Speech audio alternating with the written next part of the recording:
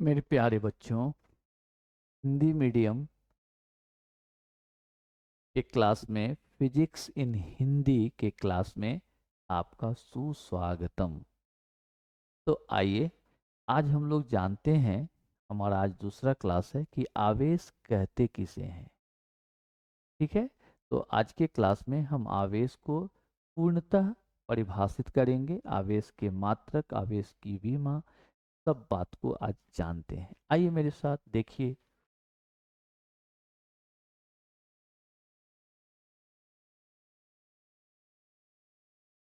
सबसे आज हमारा पहला टॉपिक क्या बना? आवेश। आवेश की इंग्लिश होती है चार्ज। अब आपको समझना ज़्यादा ज़रूरी है, और ज़रूरत आए, ज़रूरत लगे अगर, तो आप जो मैं बोल रहा हूँ उसको, उसका नोट्स भी बनाइएगा समझ करके, क्योंकि इसमें ऑब्जेक्टिव्स वगैरह आपको मिला करेंगे। आइए हम लोग देखते हैं। देखो विद्यार्थी, ब्रह्मांड में जितने भी पदार्थ हैं, जो भी पिंड आपको दिखते हैं, सब पदार्थ से बने हुए हैं।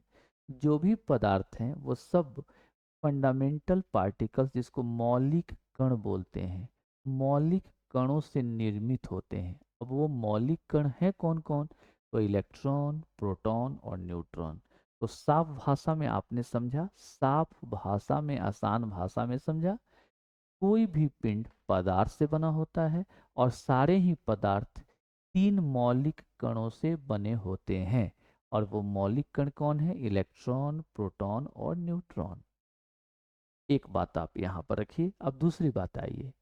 देखिए, ऊपर वाले जब हम इंसानों को बनाते हैं, ध्यान दीजिएगा बच्चे लोग, ऊपर वाले जब हम इंसानों को बनाते हैं, हम लोग जब धरती पे आते हैं, तो उस समय जरा विचार करिए, उस समय ऊपर वाला सबको समान गिफ्ट देकर भेजता है। ऊपर वाला तो न्याय करेगा, सबको बराबर गिफ्ट देकर भेजता है। करेक्ट? और जित एक बात समझ गया ना? सबको बराबर गिफ्ट देकर भेजता है, जिसको बोलते हैं विल पावर, इच्छा शक्ति। सबसे पहले सबको बराबर देकर भेजता है। लेकिन कुछ लोग क्या करते हैं, अपने नेचर को, अपने लाइफ को बदल लेते हैं। इच्छा शक्ति भगवान का गिफ्ट होता है, इच्छा शक्ति देते हैं सबको बराबर। कोई उसका उपयोग करता है, कोई नहीं करता। अब आप ही लोग आईएससी में क्लास 12th में आ चुके हैं।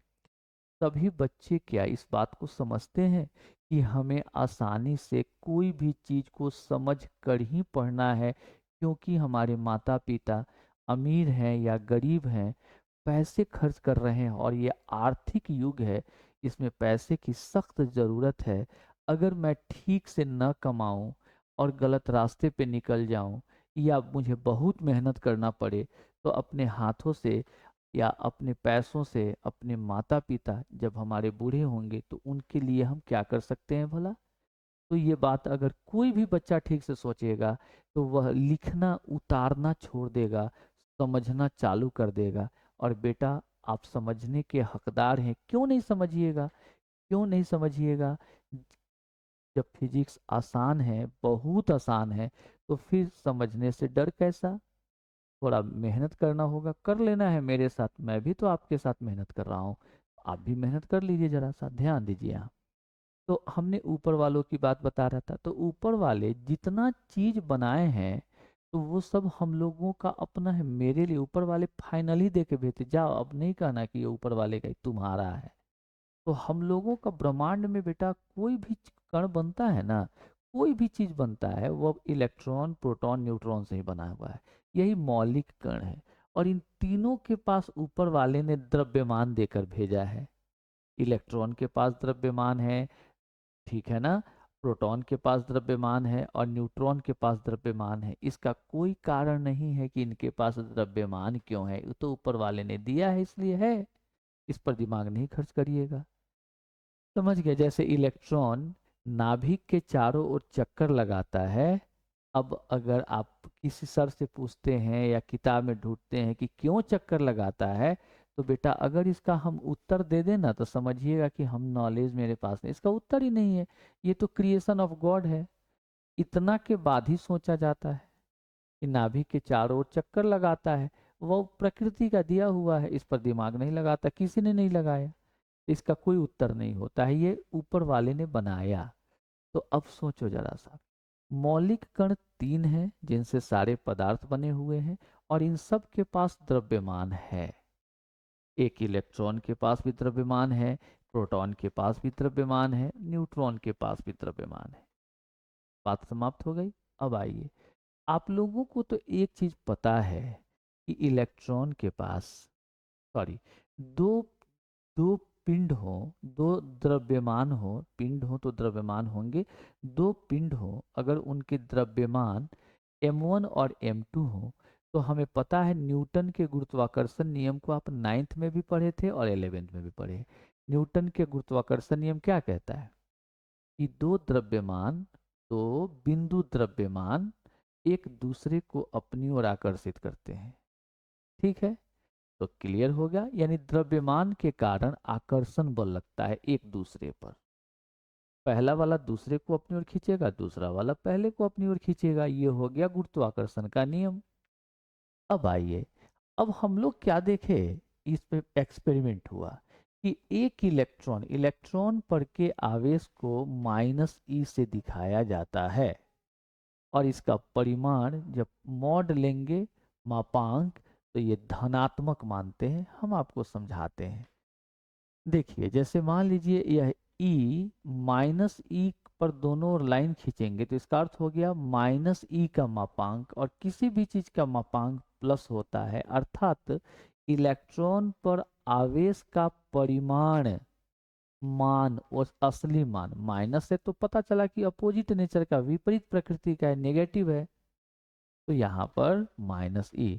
तो अब यहाँ पर एक एक्सपेरिमेंट देखो बेटा, यह इलेक्ट्रॉन एक और एक यहाँ दूसरा इलेक्ट्रॉन को जब रख करके किसी निश्चित दूरी r पर रखा गया, तो देखा गया कि अरे, यह इलेक्ट्रॉन इसको विकर्षित कर रहा है, और ये इलेक्ट्रॉन इसको विकर्षित कर रहा है। और हम तो जानते हैं कि इसके पास भी मास द्रव्यमान है और इसके पास भी द्रव्यमान है, तो द्रव्यमान के कारण दोनों को एक दूसरे को अपनी ओर आकर्षित करना चाहिए, ये तो विकर्षित करने लगे। इसका अर्थ क्या हुआ कि द्रव्यमान के कारण जो फोर्स लगता है, ये जो बल लग रहा है, ये दोनों जो बल लगा एक दूसरे की तरफ, जो बल खींचा खींची वाला लगा, यह बल से ज्यादा बल ये है। जैसे अगर हम ऐसे हैं बेटा, और दो आदमी पकड़ के खींच रहा हो, एक आदमी इधर और एक आदमी इधर, तो जिधर ज्यादा जोर से खींचेगा उसकी तरफ हम चले जाएंगे। ठीक वही बात है। इसका अर्थ क्या है कि इस तरफ बल ज्यादा है और इस तरफ कम है, तभी तो इस तरफ ये जाने वाला है, इधर की ओर बल महसूस कर रहा है। का अर्थ हो गया क्या कि ये जो विकर्षण का बल है, ये तो द्रव्यमान के कारण नहीं है, अर्थात इसके पास एक कुछ और भी ऐसा गुण है जो ऊपर वाले ने इसको बना करके दिया है, पहले ही से अपने ही से गिफ्ट दिया है, जिस पर हम लोग को नहीं सोचना चाहिए। तो ऊपर वाले ने इसको क्या गिफ्ट दिया, तो बोला गया कि अच्छा, अब ऊपर वाले जो हमें दे करके भेजते हैं, जो हमारे पास ऊपर वाले के कारण होता है, जो मेरा अपना होता है, यानी जो ऊपर वाले ने दिया वो मेरा अपना गुण है, तो उस गुण को बोलते हैं निज गुण। निज गुण पहले खूब मन लगा के समझना है। थोड़ा सा बेटा 10 दिन 15 दिन तक आप लोग मेहनत कर लीजिएगा ना, 10 से 15 दिन तक, तो हम आपको यकीन दिलाते हैं कि आपका फिजिक्स से लगाव हो जाएगा और ट्यूशन में पैसे खर्च करने की समस्या से मुक्ति मिल जाएगी आपको। ठीक है। हाँ, अगर डिटेल में पढ़ना है तो फिर आप कहीं एप्लीकेशन से जुड़ेंगे या किसी भी अच्छे टीचर के कांटेक्ट में जाते हैं, तो आप जज कर पाइएगा, आप आप वहाँ समझ पाइएगा कि हमें यहाँ मिल रहा है कि नहीं मिल रहा है, मिलेगा या नहीं मिलेगा। बेटा, निज गुण का अर्थ होता है, इंग्लिश में बोलते हैं इंट्रिंसिक। निज मतलब खुद का, इंट्रिंसिक प्रॉपर्टी।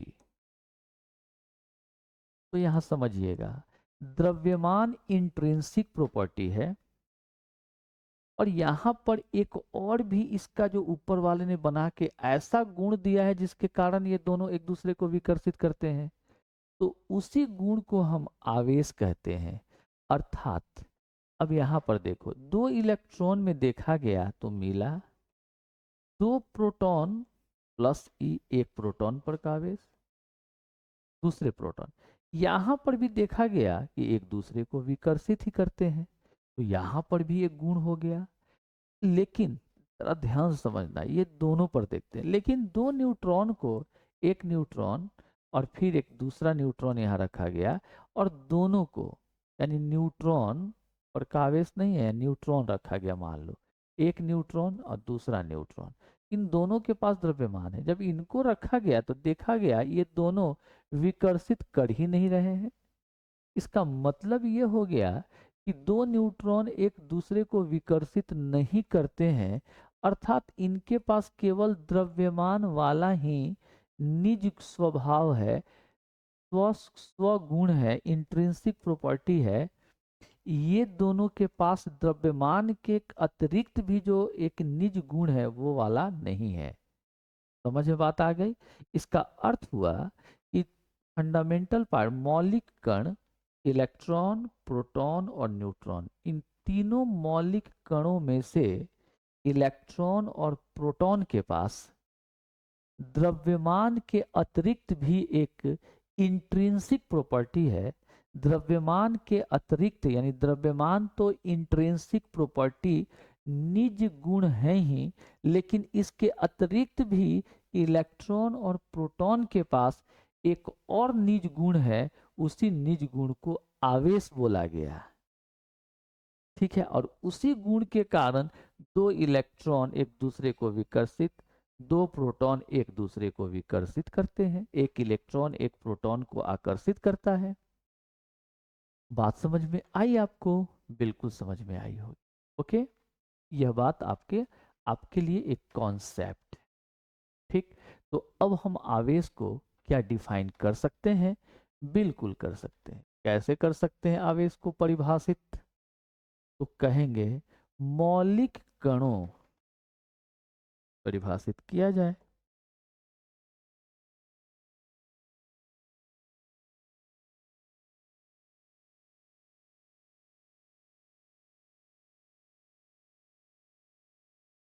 मौलिक कण, इलेक्ट्रॉन,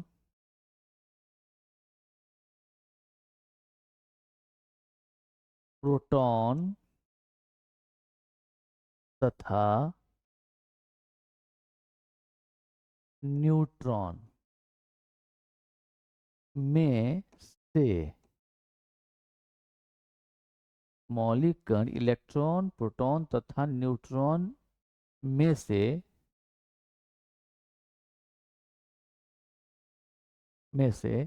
इलेक्ट्रॉन तथा इलेक्ट्रॉन तथा प्रोटॉन के पास जो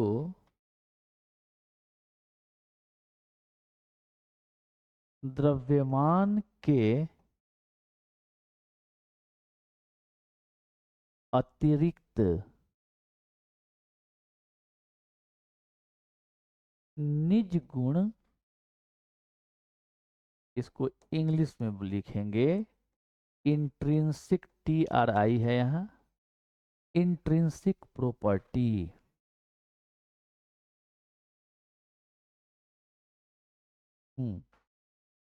क्या लिखा हमने? मौलिक कण, इलेक्ट्रॉन, प्रोटॉन और न्यूट्रॉन में से इलेक्ट्रॉन तथा प्रोटॉन के पास जो द्रव्यमान के अतिरिक्त निज गुण होते हैं, क्या होता है? निज गुण होता है, आवेश कहलाता है।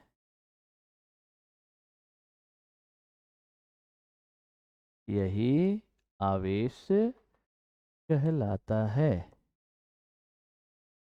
तो आवेश को तो आप समझ गए। अब इस आवेश का, इसको इंग्लिश में हम क्या लिख सकते हैं? लिखेंगे क्या?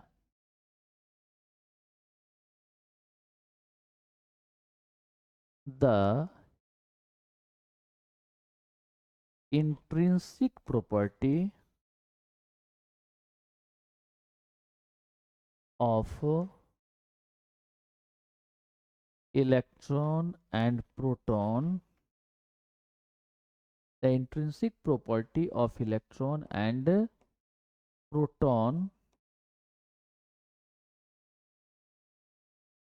among the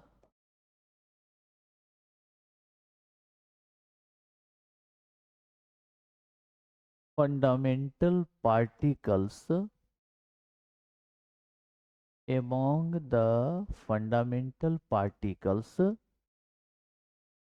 electron, proton and neutron.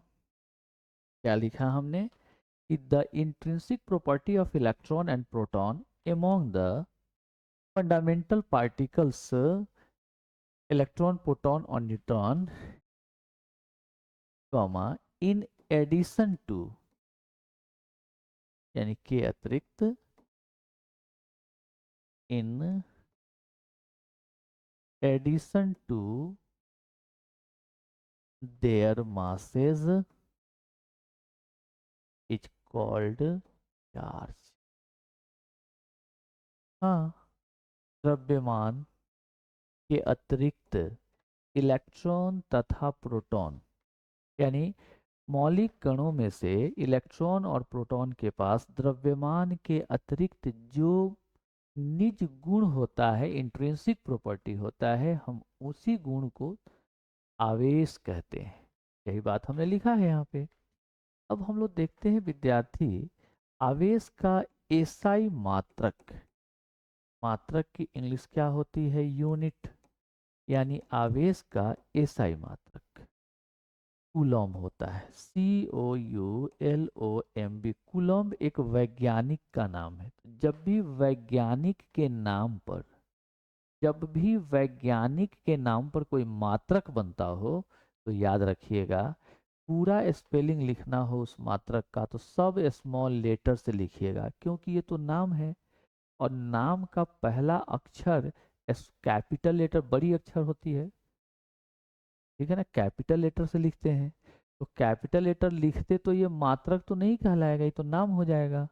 तो नाम को जब मात्रक के रूप में लिखना होता है तो सारा स्मॉल लेटर में, लेकिन जब संकेत लिखना हो तो कैपिटल लेटर में, कैपिटल सी से इसको सूचित कर दीजिएगा। नेक्स्ट, अब यहां पर ये देखो, इसका अदर मात्रक क्या होता है? तो इसका सीजीएस मात्रक माना जाता है। सीजीएस मात्रक यानी सीजीएस पद्धति में मात्रक ESU, ESU, ठीक है, इसको बोलते हैं इलेक्ट्रोस्टैटिक यूनिट। ESU बोलते हैं, इलेक्ट्रोस्टैटिक यूनिट। अब इन दोनों के बीच रिलेशन क्या है? 1 कूलम बराबर होता है 3 × 10⁻⁹ ESU के बराबर, इलेक्ट्रोस्टैटिक यूनिट। इसको याद रखिएगा, आपका एक फार्मूला तैयार हो गया कि 1 कूलम इतना ESU के बराबर हो गया। ओके, ये हो गया। अब इसका अदर यूनिट देखो, लार्जेस्ट यूनिट क्या होता है? यानी आवेश का सबसे बड़ा मात्रक हम लोग लिखते हैं यहाँ पर, आवेश का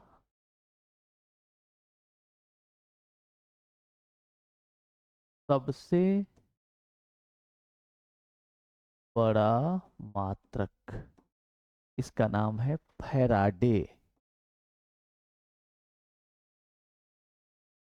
इंग्लिश में लिखते हैं फैराडे, और इसका संकेत कैपिटल एफ से। अभी हमने बताया है, चूंकि आदमी का नाम है, सारे स्मॉल लेटर्स लिखेंगे लेकिन संकेत कैपिटल से। एक फैराडे बराबर क्या होता है? 1 फैराडे बराबर, यानी कैपिटल एफ से सूचित करेंगे 98,500 कूलम। सबसे बड़ा मात्रक है ये। 98,500 कूलम या 1 फैराड के बराबर होता है। नो डाउट, नेवर, हमेशा तुम इसको समझते रहो। तो यह 1 फैराड के बराबर होता है। करेक्ट। अब मामला आ गया। अच्छा, अब आ जाओ। अब इलेक्ट्रॉन पर आवेश कितना होता है? एक इलेक्ट्रॉन पर आवेश कितना होगा?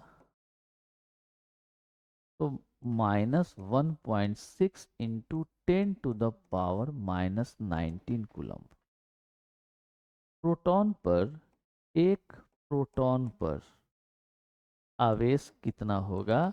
तो +1.6 into 10⁻⁻19 coulomb, -19 coulomb, 19 coulomb. Clear हो गया आपका? दूसरी बात, अब यहाँ पर देखो, यहाँ पर ई हो गया, यहाँ पर भी ई हो गया।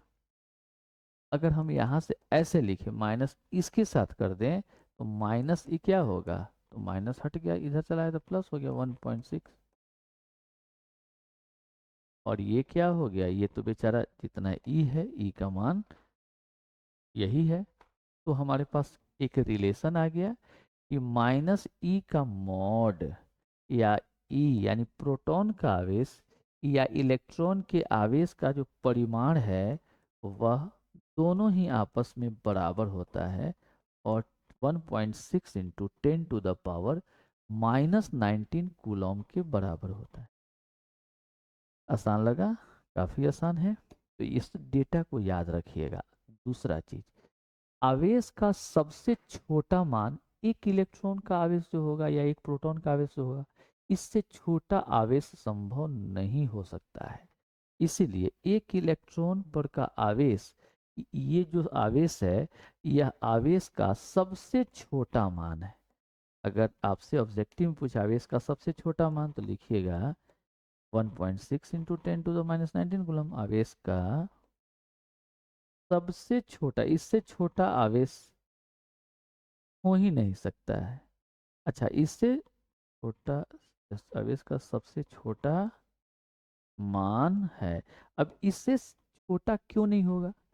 तो एक इलेक्ट्रॉन पर इतना आवेश, तो अगर हमको मान लो इससे कम करना हो, तो इसका अर्थ है कि इलेक्ट्रॉन को तोड़ना होगा, तो इलेक्ट्रॉन को नहीं बांटा जा सकता है।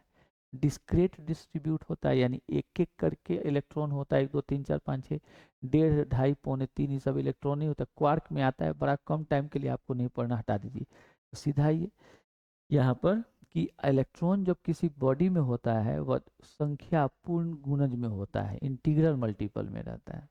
नेचुरल है। इलेक्ट्रॉन सोचो ना, जैसा इलेक्ट्रॉन 1 2 3 4 5 6, 1.5 इलेक्ट्रॉन, इलेक्ट्रॉन टूटबे नहीं करेगा, तो कैसे तोड़िएगा? आधा करिएगा नहीं। इसलिए एक इलेक्ट्रॉन सबसे कम हो गया एलिमेंट्री पार्ट का। अब मौलिक कण का एक इलेक्ट्रॉन से छोटा इलेक्ट्रॉन हो नहीं सकता है। इसलिए इलेक्ट्रॉन पर का आवेश सबसे आवेश का छोटा मान होता है। आवेश का सबसे सबसे छोटा मान कौन होता है? एक इलेक्ट्रॉन का। जो आप यहाँ पर समझ गए, न्यूट्रॉन उदासीन होता है, न्यूट्रॉन पर कोई आवेश नहीं होता है बेटा। आप क्या करिएगा, नोट्स बनाते चलिएगा, तो एकदम नोट्स बनाते चलिएगा। कहीं आपको फिजिक्स का ट्यूशन पढ़ने का नीड नहीं हो।